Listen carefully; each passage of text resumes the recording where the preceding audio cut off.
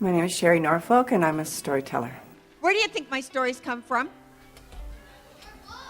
From books. That's right. I go to libraries, I pull books off the shelf, and I read them and I read them and I read them and I read them and I read them and I read them and I read them and I read them and I read them and I read them and I read them and I read them and I read them and I read them and I read them and I read them until they get stuck inside my head.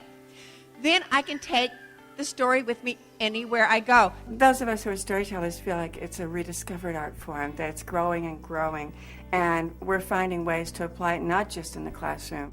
Storytelling is the foundation of human communication. It helps to build the connections in the brain. It helps them to learn language. It helps them to learn to speak. It helps them to learn the structure of stories so that when they start to read, they have a knowledge of what they're reading. It helps them to build images so that they can make meaning, which is what literacy is. Story is everything.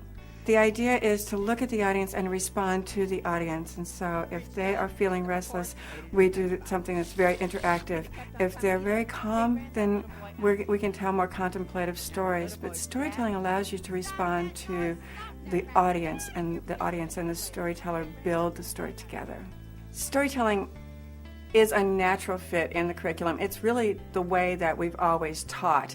There's no way to tell a story without addressing language arts standards, at least 12 or 13 language arts standards, every time you tell a story. There was a little boy who lived way down in South Africa. Now that little boy had a ukulele, which is like a little baby guitar, and he loved to play that ukulele. Children learn vocabulary, they learn cause and effect, they learn sequencing, they learn to predict and infer. All of those things are natural activities as we're listening to story. We can tie storytelling into every part of the curriculum because stories are about different things.